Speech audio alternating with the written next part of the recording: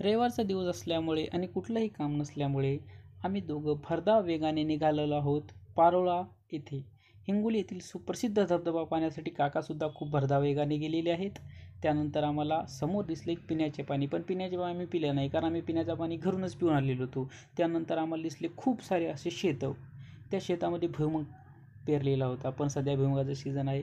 त्यानंतर आपण बघू शकता की तिथं खूप सारं पाणी साचलेलं आहे. जितक्या भरधाव वेगाने आम्ही आलो होतो तितक्याच वेगाने पैदल जात आहोत, कारण एकदा गेलेली गाडी तिथं फसली की आम्हाला निघणार नाही. त्यानंतर आम्ही समोर निघू, आम्हाला भेटला पारोळा धबधबा. आम्हाला जितकं वाटलं तितकं पाणी खूप सारं असणार, पण तिथं पाणी कुठलंही नव्हतं.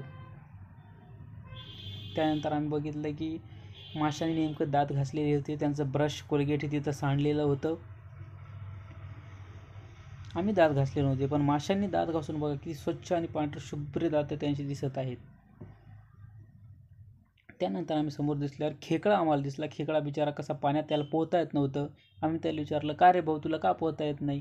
तो म्हणाला, तुला काय करायचं आहे, तू तुझा निघ तिकडे, जाय बरं तू. त्यानंतर आम्हाला खूप साऱ्या तिथं बॉटला दिसल्या. आम्हाला समजलं की याच बॉटलामधून पिण्याचं पाणी त्या टँकरमध्ये गेलेलं होतं. खूप सारी तस्करी इथून होत आहे. हेच ते बेशरम झाडं आहे, त्याची माहिती त्यांना पुरवत आहेत.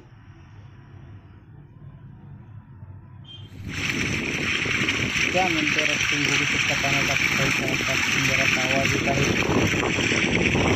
त्यानंतर मला तिथं पारोळा याची जन्म दाखला तिथं गोट्यावर भेटलेला आहे. त्यानंतर तिथं आम्हाला एक ॲनाकोंडा दिसला. ॲनाकोंडा इतका मोठा होता की त्याने त्याचं तोंड जमिनीत खुपसून टाकलेलं होतं. त्यानंतर आम्हाला कळलं की स्त्री पिक्चरची जी हिरोईन आहे स्त्री कलाना, ती आज जिथे पळून आलेली आहे आणि येथे शेतात ती निंदण खुरपणी करत आहे. तिला ते पिक्चर काढण्याचा कंटाळा आल्यामुळे ती इकडे आलेली आहे, बघू शकता तुम्ही.